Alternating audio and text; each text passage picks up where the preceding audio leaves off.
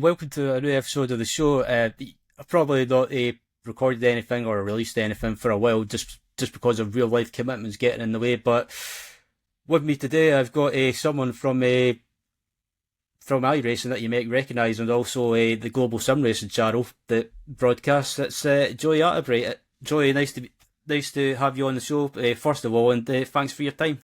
Yeah, no, it is an absolute pleasure to be here, Ryan. I am thrilled to finally be on the show with you. I apologize it's taken this long for me to get here, but I'm really looking forward to spending the time here, just having a great conversation with you. Yeah, and first of all, as well, obviously, your background in motorsport is quite. I guess you've got quite a range of series that you've covered or have commentated on. Also with obviously GSRC, but how did your involvement with real life motorsport come about? Was that like obviously that probably came about maybe not through family, but uh, probably I'm taking a guess that you watched the broadcasts on Speed Prison, for example. Yeah, so I think if we're gonna go down the true rabbit hole of where did Joey start to love racing, it was just a little kid. I was born in 1986, so in the early 90s, I was really introduced to NASCAR through the mid 90s in America, and it was really in its heyday at the time. So I grew up watching NASCAR, loving that. My family was not in motorsports at all. My dad was in aviation. He was a pilot his whole life. And then my mom was a school teacher. So all of the motorsports stuff was really just kind of self-driven.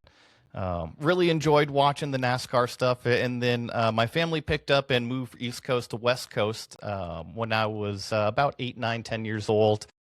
And then in the late 90s, Speed Channel, Speed Vision was around. And that's when I kind of learned about other forms of motorsports. And that's really what hooked me. All of a sudden, I saw WRC on TV going around the globe to all these fascinating spots. I thought that was so cool. And then British touring car, watching these highly modified cars that were back then the old Volvo 850s, the Yep, I really remember cool that. looking ones. And so it was just kind of relatable. And then all of a sudden, they started broadcasting Speed World Challenge, the touring cars, the GT cars, the Trans Am series as well. So I think in the 90s, as young me was growing up, Speed Channel, Speed Vision really hooked me into what became a road racing career. Yeah, and you talk about the Pereira World Challenge. That's pretty much like I remember watching that as well. Probably going back to the mid 2000s to the late 2000s before it was rebranded as the I think GT World Challenge America now. So yeah, I've what that's pretty much how I got into watching motorsport. Just basically, I kind of it's funny actually. It was actually my mother who got me into motorsport. Not you probably think it would be like a male member of my family because like I'm not saying it was like just like male fans at the time, but just like but it's normally how it'd probably be. But it was actually my mother that got me into motorsport because she went kind of say to my or asked my uncle if at the time if I could go up to I think it was a Knock Hill at the time to go and watch Mm-hmm.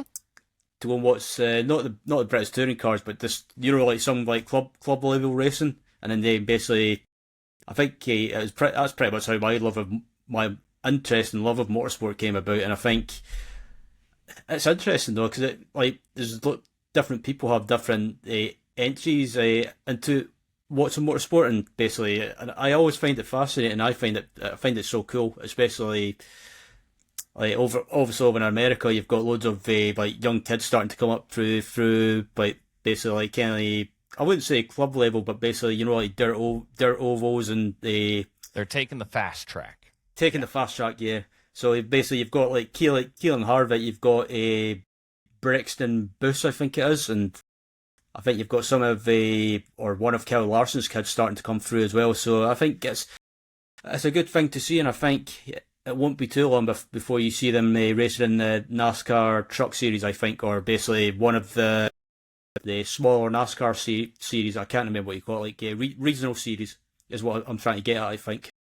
Yeah, and you're right, 100%. Those kids, there's a lot of kids on what I would call in air quotes over here, the fast track, right? And get as much seat time in as many different cars and as many different platforms as you possibly can, between karts to late models to, I mean, everything, anything. I think I even see them in MX5 Cup cars whenever they get the chance to. I think the biggest hurdle for those kids is actually a lot of these series and testings have age limits, right? And so it's kind of finding the skirt around those little age limits. But in terms of me, I did definitely not have that. I learned through Spec Miata racing. I told you I fell in love with the road racing.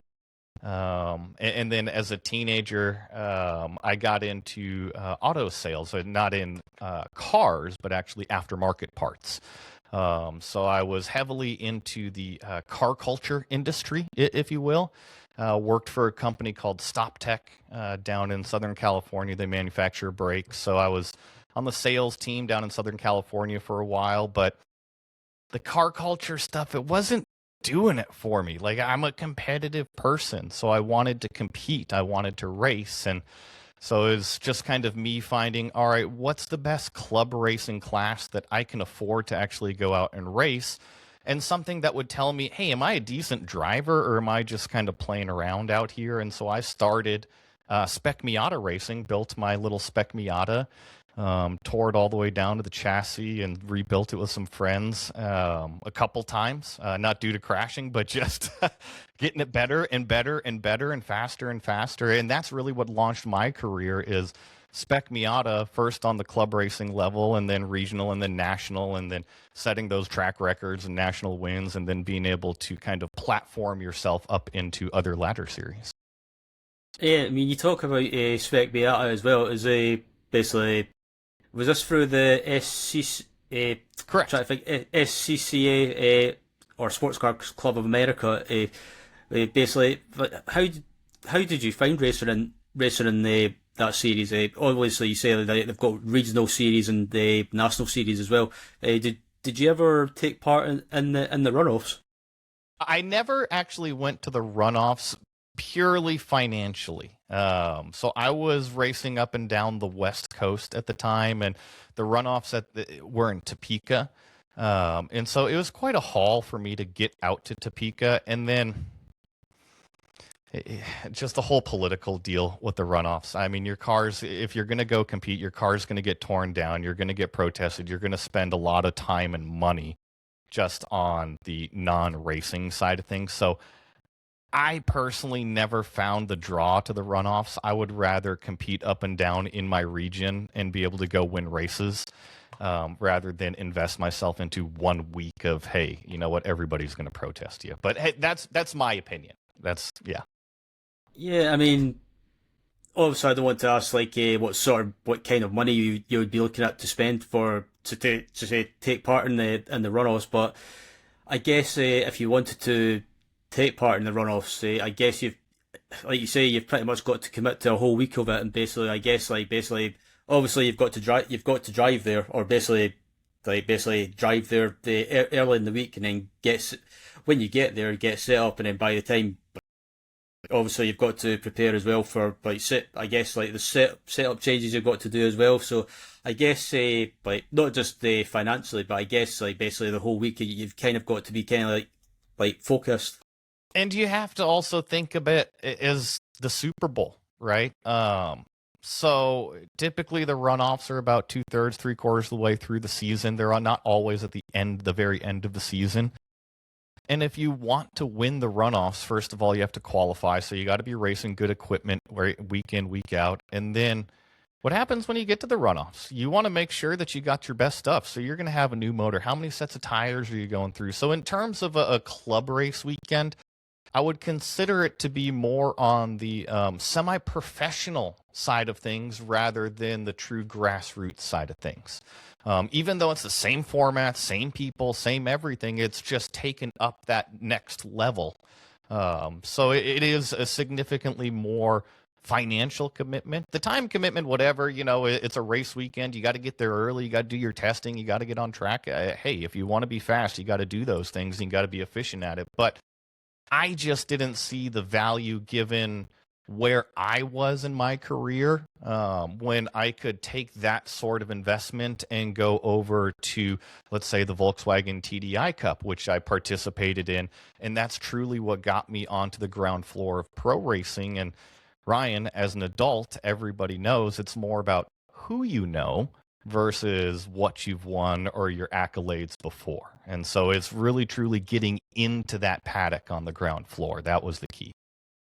Yeah, I was going to say as well. I think with motorsport, everybody thinks, oh, it might be like how much money you've got behind you, but always like you mentioned, Joey, that it's all about having that connection in the paddock and basically who you know, and kind of I guess with that, it kind of helps you get your foot in the door, if you like, basically, or get foot in the door with a chance of maybe getting a drive. But that's what kind of, in my opinion, it disappoints me in motorsport.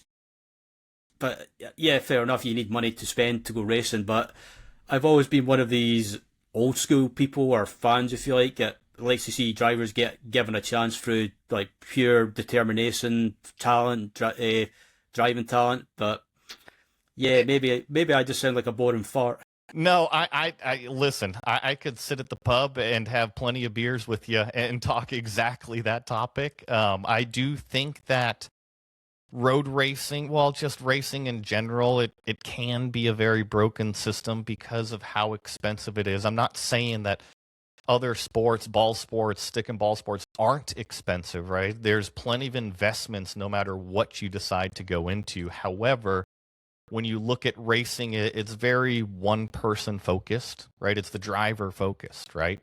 And these bills have to get paid. It's not Mm. like tires and fuel and guys work for free. It's not just like all this stuff appears out of thin air. So bills have to get paid. And unfortunately, the sport that's being played is a very, very expensive sport. And it's kind of one person. And yeah, I wish that there was ways to make it more accessible. I think that trying to bring the cost down is always going to be a losing battle, but how do you make it more accessible or provide funding or opportunities for those that don't have it per se?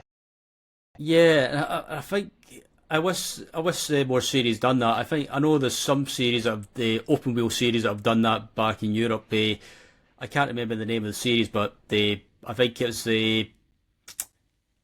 I think it was the F1 Academy. It's done that with like what I don't like to say women drivers because it kind of in my mind it feels like I'm kind of being I it's I, hard bel to. I don't know how that series is structured, but yes, I believe we might have to cut this out, Ryan. I believe it's kind of structured how like the NBA and the WNBA is over here. That the NBA basically is paying for the WNBA, and so F1 has this great opportunity with all the money and the partnerships that they have to be able to provide back. And I believe that's how the F1 Academy is run and how the majority of it is founded. I can't count me to that, but I think that's a great opportunity given how much money they actually play with. You know. Yeah, I mean, I think I can't remember the name of the driver that got a. She won. I think it was the first season of F1 Academy. I could be wrong, or was it? I think it was a W Series. It was one of them anyway. Eh, Jamie, um, right? Isn't it Jamie eh, Chadwick? I think Jamie Chadwick was the first one, and then I think the second one was it Abby Pullen? I think it was. Okay. She got given, was it funding for to race in another series, but I can't remember the name of the series off the top of my head, so I would need to go back and check. But yeah, I just wish more championships or series had done that with, say, like junior drivers, or say, like basically like from Porsche, Ferrari, or whatever. Like one of the big manufacturers, like take like one of the like young drivers, take them under their wing, if you like, and help them develop and kind of help them to not like fully pay for the season, but kind of like help with the like part funding, if you like. I think. Remember how I was saying it? It's very one person central Mm. based, right? And usually that person wants it to be about them. They want to go racing, right? They want the opportunity to race the Ferrari, to race the Lamborghini, to race the Porsche, and they want the glory, right? And they've spent their entire life to be able to have this opportunity. So I understand that side of it. However, we need more people like, this sounds silly, but Rick Hendrick, Roger Penske, we need more team owners that are investing into the sport versus team owner and driver per se, right? Because as soon as you kind of take yourself out of the sport and say, hey, well, what does the team need? Does the team need more infrastructure? Is it young drivers? Is it data? Is it engineers? You know, it's more trying to well-round the entire program rather than just going out there and racing for yourself.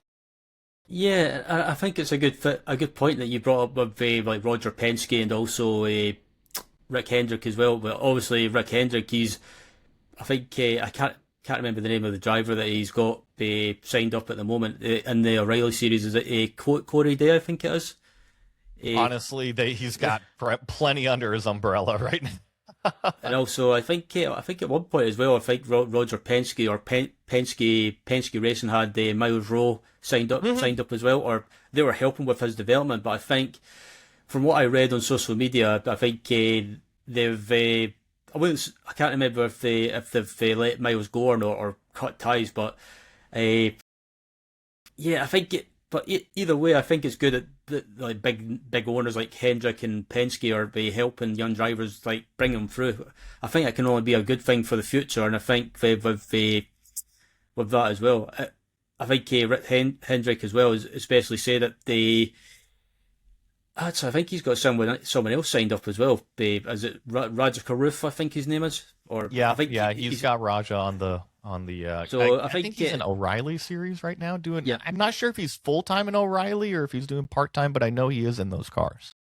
So I think it's a good thing to see, and like I say, I wish it more like not just championship or series, but team owners as well, or teams in general would do that. But I think I can understand on the other hand that it probably costs a lot of money to like invest into a driver, because you don't want to invest like big time into a driver, then you find out that they're not correct. Trying to find the correct words to use, because I don't want to not offend anyone, but you know what social media is like. If they find this get annoyed, but you don't want to waste money and find out that they're not maybe not the big product or big but they're not worth the hype that everyone brings up.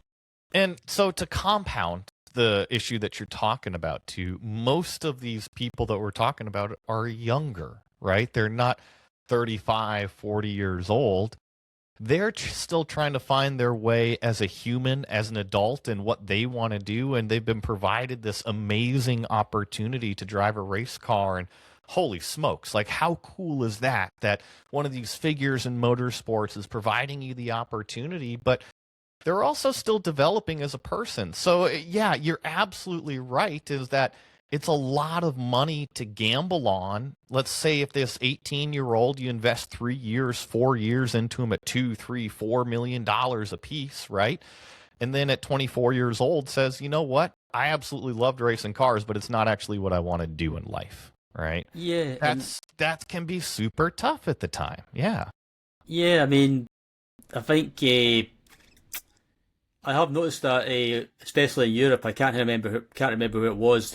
There was a young driver, the young British driver that was racing open wheel, one of the open wheel support series at the time, and I think it's gone back a few years anyway. He turned around and said that he kind of lost motivation for racing and wanted to do something else, and he was interested in making music, and so he decided to retire from racing and go and make music. I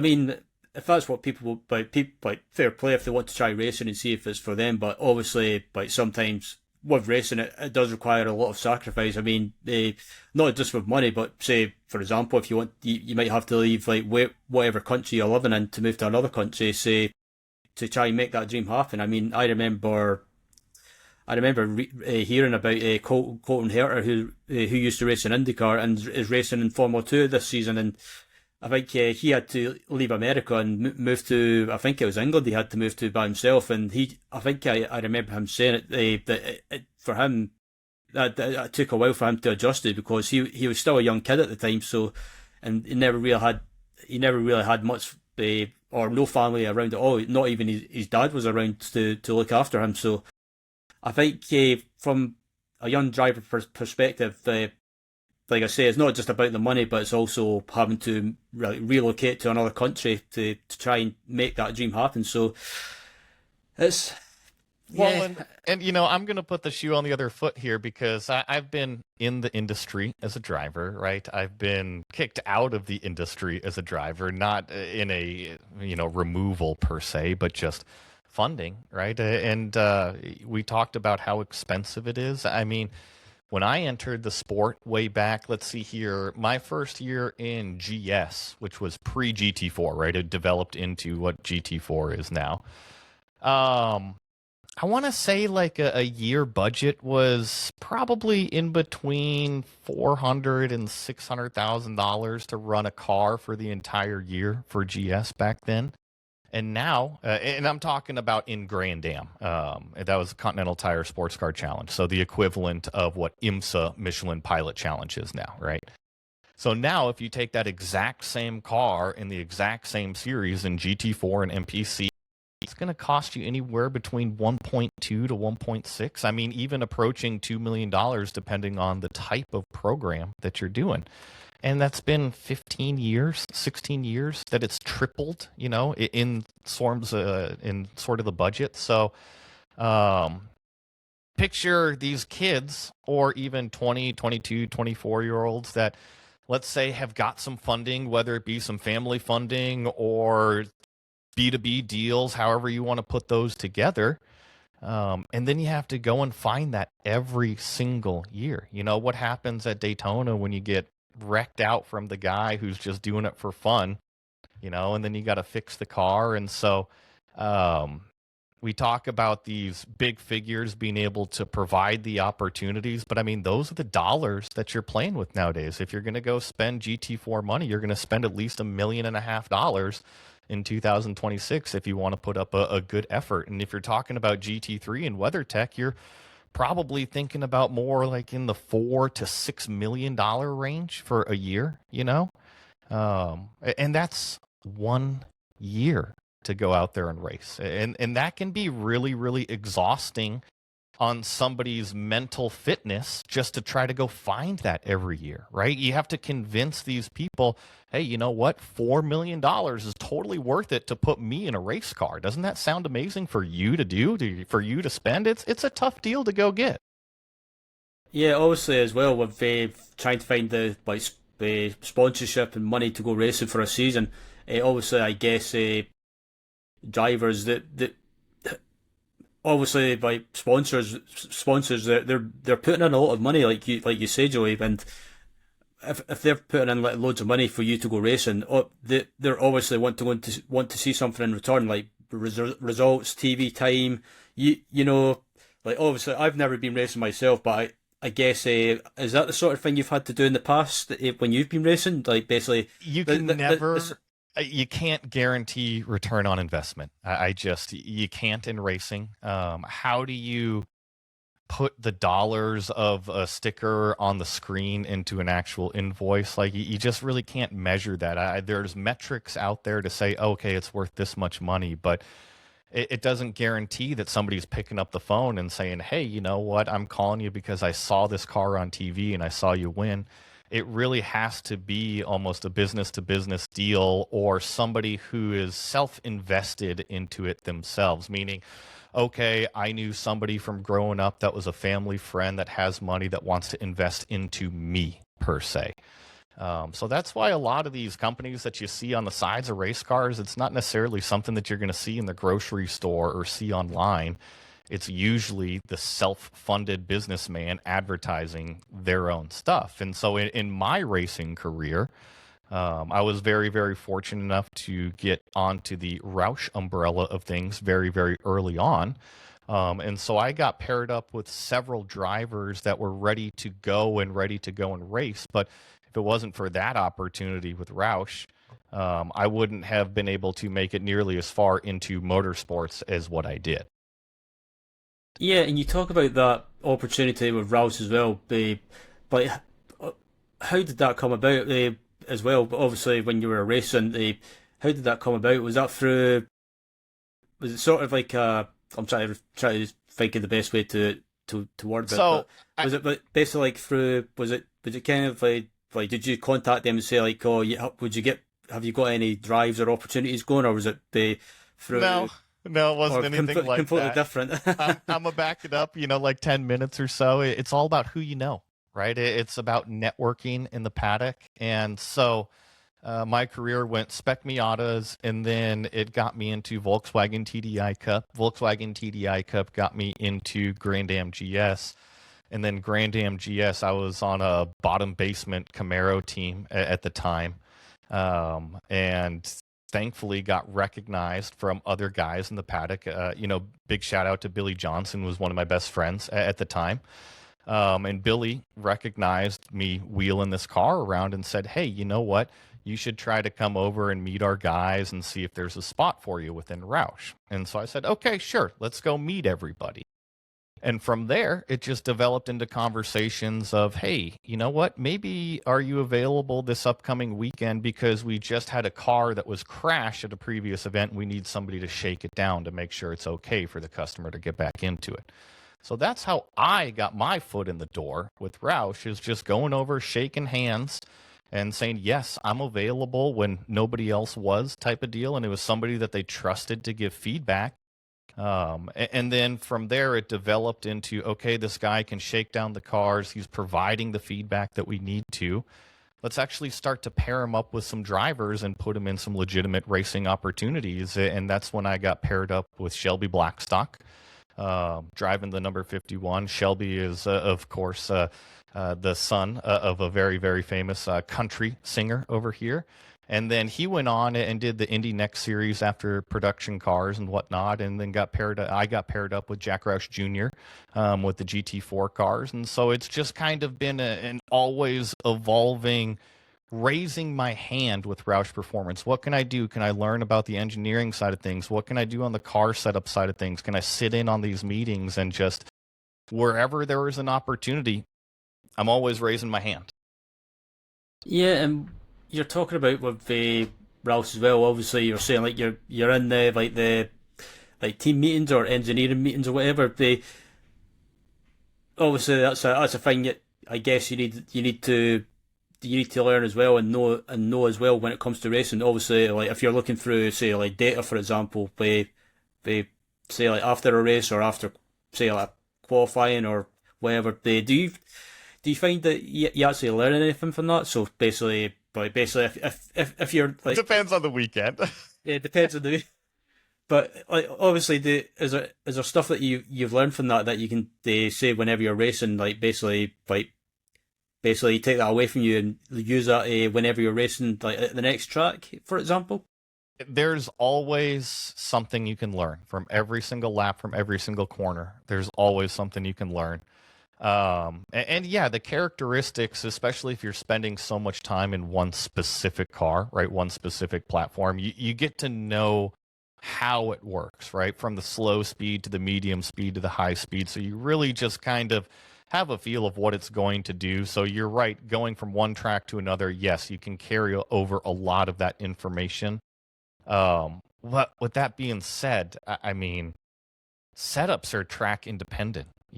Shock settings are track independent, ride heights, all of that, camber settings. So engineers do so much work behind the scenes to make sure that what I call is our Lego model, like this claymation model that we load off of the truck, is as best as we can get it. And then it's up to us to provide the feedback during that race weekend to fine tune that model that we rolled off with into a well polished piece by the time we go racing. Yeah, and how did you, or how have you found the experience of Rouse as well? What's the team atmosphere been like? What is the obviously you spoke to Jack Rouse Jr., but how have you ever spoken to like Jack Rouse Senior, and if so, how have you, or how do you find him to be when you to interact with? I mean, I've heard like different stories about him being a, I don't know, being a bit I guess like old school with his approach. Like Very much. he's not afraid to speak his mind, if you like. Very much so. So now it's been a few years since my true professional time with Roush. And our road racing department was based in Michigan. Some of it was based in North Carolina for a while, but eventually it moved up to Michigan. So our road racing stuff was separate from the NASCAR facility down in Concord, down outside of Charlotte. However, there was lots of crossover, right? The cars were always down on the dynos, right? They were on the shock posts, right? They were going through down there at the NASCAR facility. So there was lots of crossover. With that being said, Jack Roush, his main focus is the NASCAR program. When he has time, he got to come over and spend some time with his son's program on the road racing side of things. And so, yes, we did get to interact with him quite a bit, especially in the beginning of the year when we kicked off things at Daytona. It was typically about a month before the NASCAR season started. So he's always usually down there for test days and throughout the entire race weekend as well. And to what you said, he's an old school guy. I was actually just having this conversation on a Roush Performance esports stream with Jack Roush Jr. About a month ago. And you have to be on your best behavior when Jack Roush is around. And that doesn't mean socially, right? It doesn't mean that you're shaking everybody's hand or, signing autographs or doing any of that. It means you better be ready to get in that car. And as soon as you key up that radio button, you better have valuable information. You better not touch another car. You don't want another mark on that thing. Everything has to be done to an A+ level, and that is how you extract speed out of the car. And that's what he's there for. He's there to win. He's there to see his equipment do good, and he does not want to be embarrassed by any means. So you better be on your A game. Yeah. And then with real life racing as well, obviously you've had like loads of opportunities to do commentary as well. I think off the top of my head, you've commentated on Porsche Sprint. Is it Porsche Sprint Challenge USA? And also is it Zenith as well? Yeah. So from the real world racing career, stayed in touch with Roush, and then when COVID happened, I started up on the esports side of things, announcing just kind of their esports program and running their esports program, and then it dove into how we know each other, right? Going over to GSRC and doing more and more announcing on that side of things. And so it was kind of a backwards deal that went from real world motorsports into sim racing commentary, but I really enjoyed it. And so I said, okay, you know what? Let's get my sea legs under me with the sim racing stuff, make sure I can stand on deck, and then try to use some of my connections and go back real world racing. And it was actually through Joe Peak. It wasn't any of my real world connections, but Joe Peak, a fellow announcer and acquaintance that you have as well, said, hey, you know what? I think you would be great in this Porsche Sprint Challenge stuff. And it actually was Ford Mustang before the Porsche Sprint Challenge stuff. And I said, yeah, absolutely. Let's get introduced. And so starting in, let's see here, it would have been 2025, was on board with USAC Road Racing. So USAC Road Racing covers the Ford Mustang Cup, which is just one step below on the ladder from Ford Mustang Challenge. And then we also cover the Porsche One Make Series, that is the USA West Sprint Challenge, the Sprint Challenge North America, and the Endurance Challenge North America. So I've covered those 4 One Make Series for them. And then also in 2026, they added the Zenith Racing Series. So I've been very fortunate enough to be able to call those with Joe as well.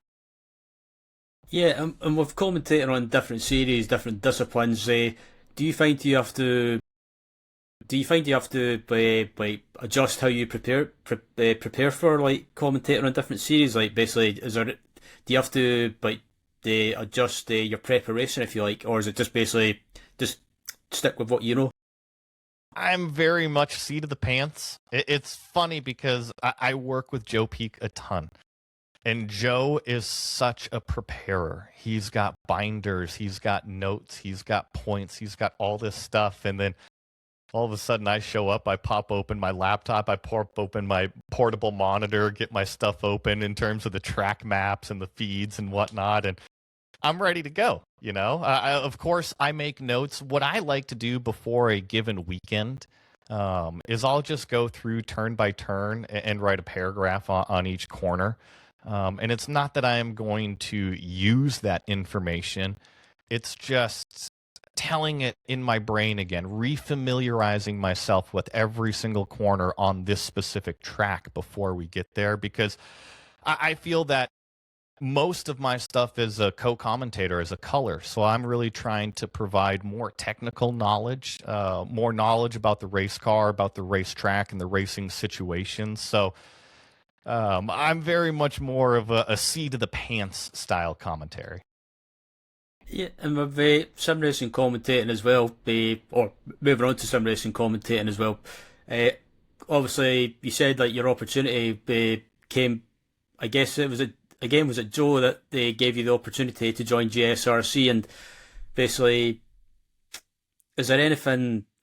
I know I've asked this kind of with real life drivers, and they like basically if they find the sim racing helps prepare for, or sorry, if they find that real life racing they can help them when it comes to sim racing. Do you find that do you find anything, or do you learn anything when it comes to real life commentating? Do you find that some of whatever you learned, can you use that on iRacing? I I I find it know. the other way around, actually. Ah, And I'm actually spoiled with sim racing commentary because, I mean, if I flip this camera around, I've got this big monitor and I've got a second monitor over here. So the amount of things that I can have on my screen that I can control, I feel very spoiled in sim racing, right? I can customize my timing and scoring. I can go check on any car at any time, right?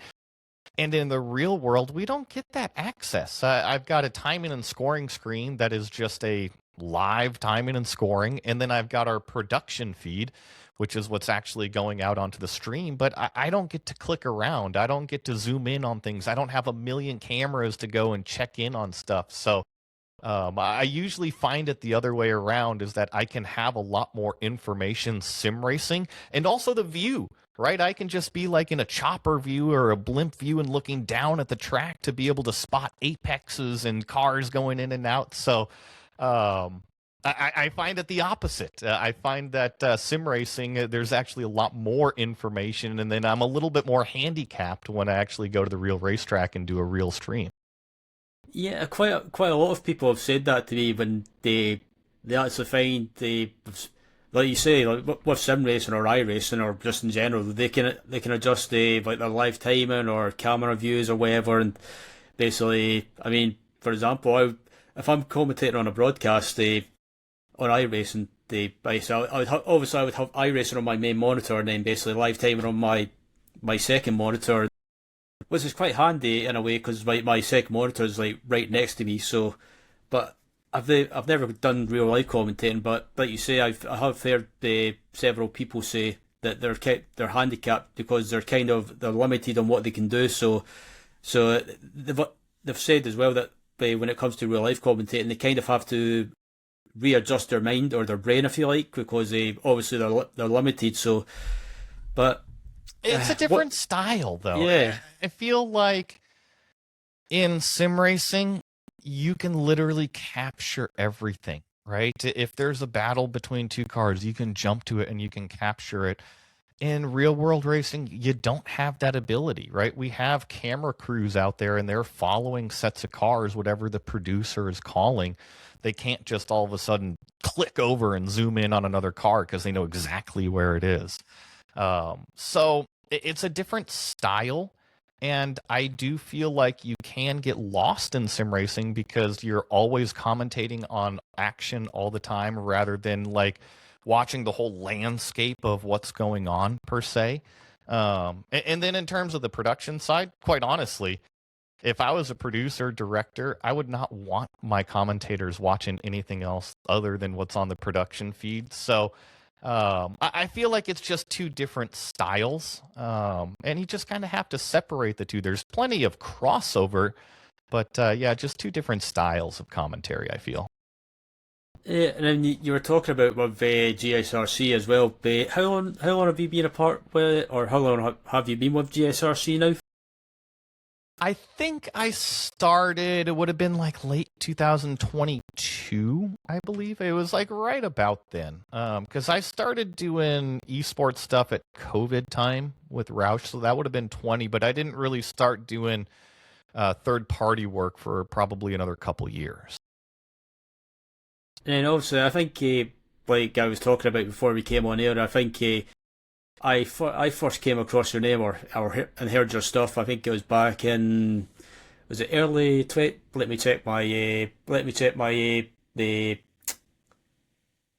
yeah, 2023. Sorry, I just had to check my notes there. So uh, yeah, I think I first came across your stuff back in 23. Where I think it was for the major series Indy 500. That's where I first came across and hearing your stuff, and I did. I have to admit, I did enjoy the closing stages of that race because your call of it as well. I think, and not just because I was taking part in it at the time, but which was so cool. But I just liked it. I liked the way that you Joe and Aussie it worked really well together. You had that kind. It You had was a that. three pack of us back then, wasn't it? Yeah. Yeah, free pack. So I like I just like the style of commentary and that kept that chemistry or connection that you had. That you worked there really well together, and I think the closing stages of that race was probably one of the best that I've heard on iRacing when it comes to an Indy 500. Well, I appreciate that. That's very kind words. So thank you very much, Ryan. I feel like my style as a commentator very much feeds off of whoever else is in the booth with me. So if we've got a really boring race and my play-by-play is just kind of moping along, I'm going to have a similar energy. But when we get to the closing stages of those more exciting races, and especially with Ozzy in the booth, right? Ozzy's just the Yeah, best dude ever. I love that guy. And he'll get some energy going, and I definitely try to feed off of that as well. yeah, because I can't remember how the end of that race went, but I did. I remember Ozzy said something funny, or I thought it was funny at the time, and I think He's it was got lots of one-liners. yeah, I think it was when I think it was the final lap or the final couple of laps where at the time everyone was like chopping and changing, like the lead was changing all the time. Like I would be leading one lap, and then the next lap someone else would be leading, and then I think it was the second to last lap where I just thought, you know what, screw it, I'm going to go for it because I don't know if a caution will come out. I took the lead into turn one, and then yeah, right fair or right enough, a caution came out, and I liked the way Joe was so excited with calling that race as well. He was just like basically, I can't remember what he said, but I loved that excitement level because it was basically like genuine excitement, and that's what I love when it comes to races like the Indy 500 on iRacing or just in general because yeah, it's hard to explain, but it's just I could tell that all three of you had that like that excitement factor or incitement in you. And Joe, I think it really carries that. I feel a little washed out every now and then because I look at what's on the screen and I look at what I've been able to experience in the real world, and some of the things can kind of get diluted on the screen, right? And so I kind of feel like um, maybe pointing fingers or maybe making remarks that are a little bit hard-ended, and I always try to soften it up afterwards. But Joe really has that passion of sim racing is this fantastic thing that you can learn and you can get better and better, and he truly does have passion for it. And so like I was mentioning just a few minutes ago, I try to feed off of that, and if I didn't have that with me in the commentary booth, things might go off the rails a little bit sooner than what they do. And obviously with sim racing as well, that have you done much sim racing yourself recently, or have you been more focused on the real life motorsport? So I don't sim race per se. I've got the setup back here, and I've actually been on it quite a bit recently. However, me and my ego don't really get along with sim racing. Now, practicing, I love practicing. I love driving the cars. I love putting in the track time and improving myself in that sort of sense. I'm getting back into a Cayman GT4 this weekend on Sunday in the Porsche Endurance Challenge. So I've been putting in lots of race runs, and this is going to sound very, very silly. It's been a handful of years since I've been in a race car. It kicked my butt physically when I tested it a couple weeks ago. So I've been fully geared up, fully suited up, doing full race runs in that sim, as well as doing hardcore training runs on the bicycle and whatnot. So I am in as good a physical shape as I've been in the last couple of years, ready to get back into one of these cars. But they are no joke. They're serious, serious machines nowadays, and you got to be ready for them. I was going to bring me on to my next question as well with real life racing. When obviously you said you're racing this weekend, is there anything that you prepare for? Like obviously, like fitness is a big part as well. But is there anything that anything else that you do? Like I've seen Formula One drivers, for example, where when they're doing training, they do like a basically they have like they have like a rope thing tied to their neck, like a G force Yeah, yeah, thing. uh-huh, uh-huh. I think it is. Is there anything like that that you do, or is it just I guess like basic preparation? Basic preparation. I will say though that having a helmet on and going and experiencing G forces again after a handful of years, got to get back into it. I had a great experience to go out to Flat Rock Motor Club. This is all because of Jim Johnson, a great friend of mine who's going to be putting me into his race car to race with him. So big time shout out to Jim Johnson. But wanted to make sure we're ready to get in the car. And so I had never driven that racetrack before. So learning the racetrack, couple it with not being in a race car for a long time. Yeah, just knowing where to hang your head, right? Where to lean your head in each one of these corners. It's something that can definitely be put into the training regime, if you will.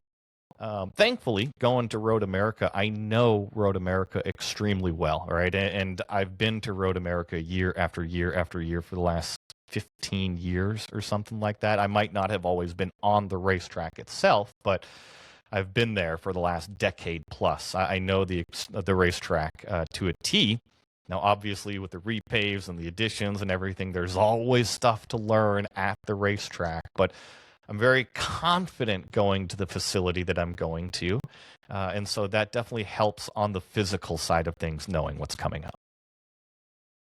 And then obviously for the rest of the year as well, is there any more uh, motorsport commentary opportunities coming up, or is it just a wait and see? We'll wait and see. In terms of the commentary, of course, we'll be closing out the year with Sprint Challenge, Endurance Challenge, and Ford Mustang Cup. Zenith Racing Series has a few more events, I believe. Two more. I think there's Homestead and Daytona coming up, I believe. And then lots more on the sim racing side of stuff. So the cool part about real world racing, it's usually March through October, right? September, October. And then sim racing really picks up in the winter time. So I'm very, very fortunate enough to be part of the iRacing production and broadcast team.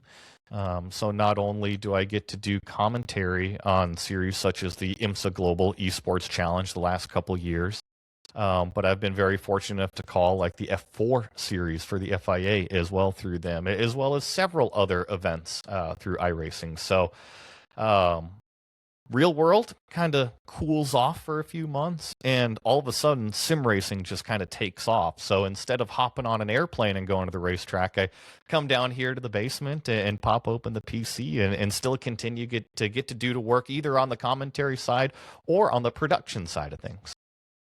And obviously, like during during the winter as well, when you're doing the sim racing commentating, I guess it kind of goes back to my question from earlier on. Do do you find that sim racing commentating obviously is not the same as being at the track, but do you find it keeps you sharp or keeps you Yes. in shape if you like? And is there anything new that you learn that you think, oh, I could try this at the track, or I could use something like I could try something like this at the track that I've learned in iRacing.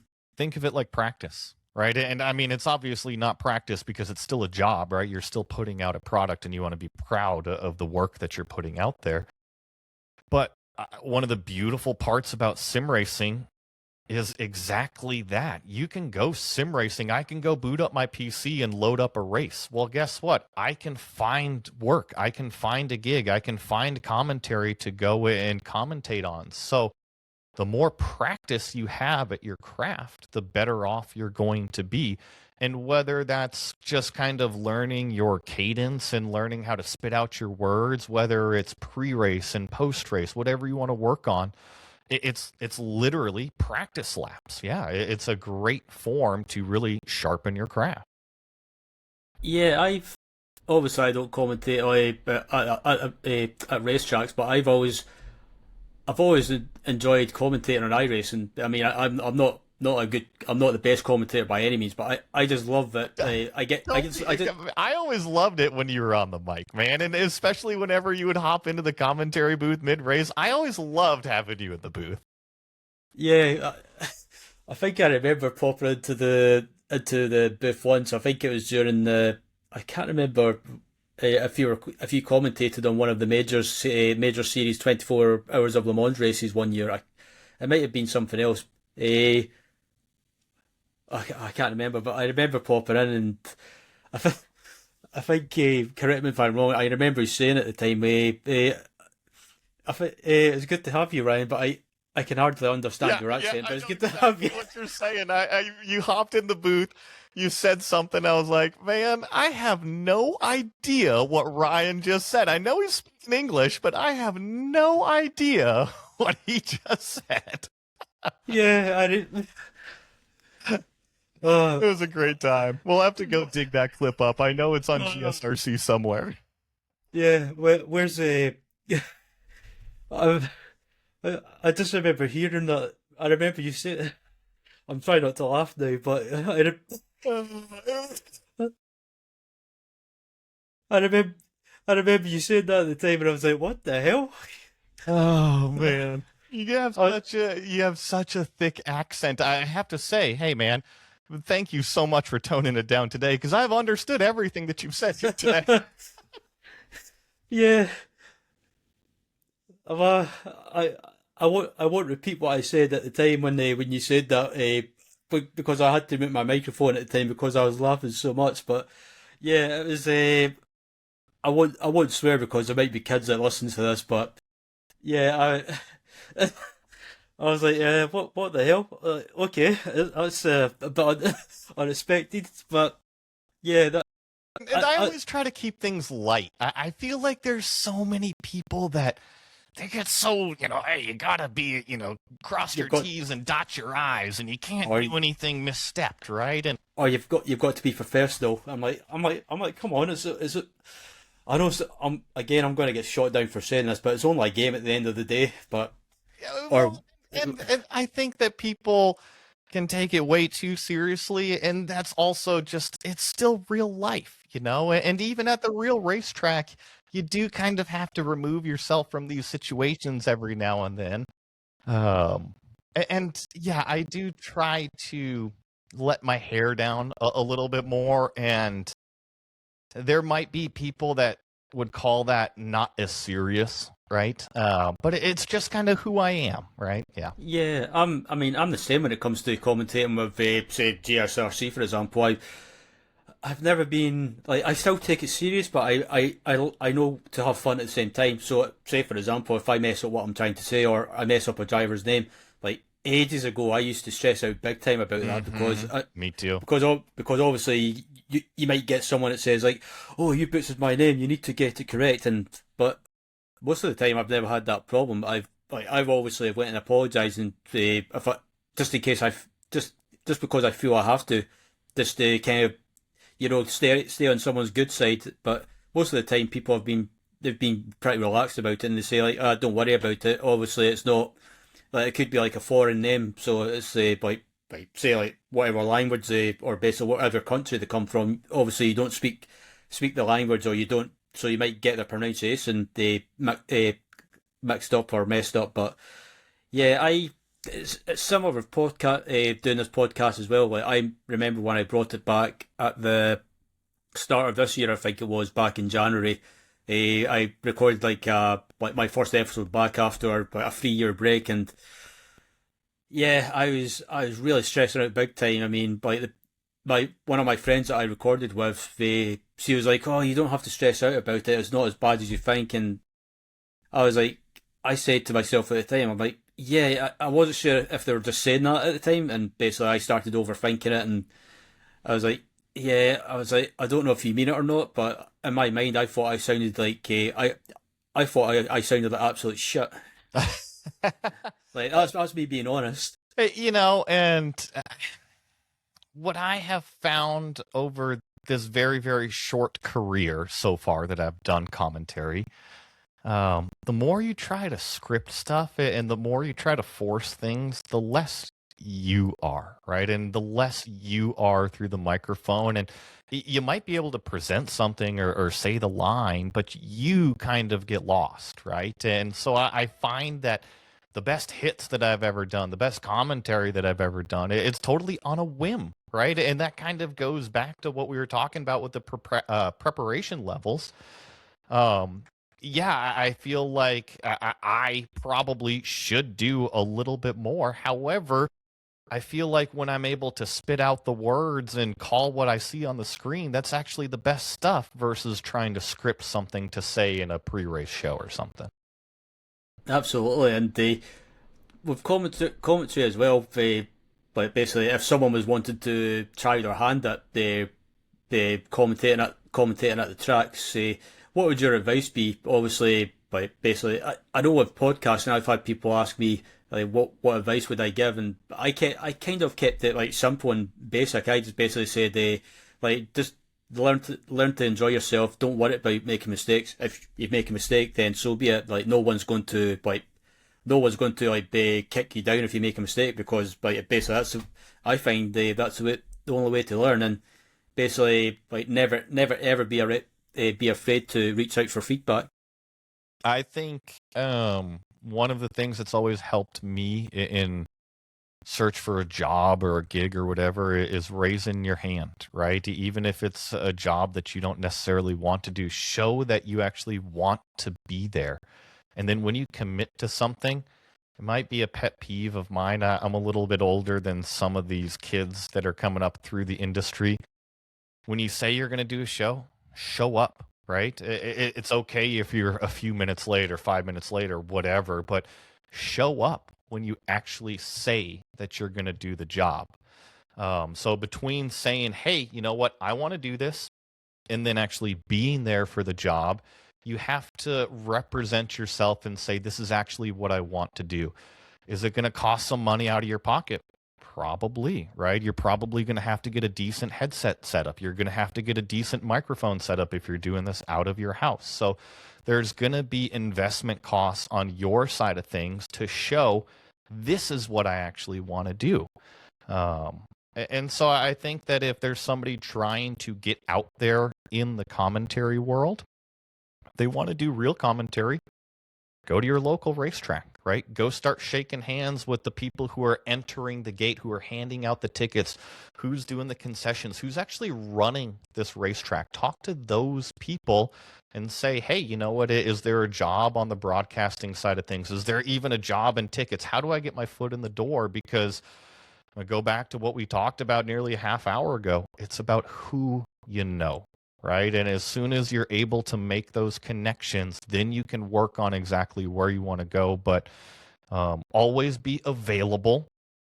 Raise your hand when you don't necessarily want to. And you got to show up. You got to show up when you commit to it. Yeah, and I think that's one thing. Again, even though it's just iRacing, it's always something I valued myself on. Basically, if like obviously on the Discord, for like each week they'll do like they'll show a list of like the broadcasts. Like basically, if anyone's available, pick what one you want to do or you're available for. And I think that's what I've always done. I've always put my name down. Yeah, I don't always get picked, but I always show that I'm interested and basically I'm willing to step in. I mean, the Lotus 49 series, for example. I love commentating on that series because that's where most of my experience is. But and I always get so much enjoyment calling the races for that series because the races are just bonkers. But I think, like you say, basically, if you're willing to put your name down for something or show that you're interested, I think like basically show up. And I always do that for like every broadcast. I'll probably like jump on Discord maybe an hour or 30 minutes early just to make sure everything's prepared, everything works.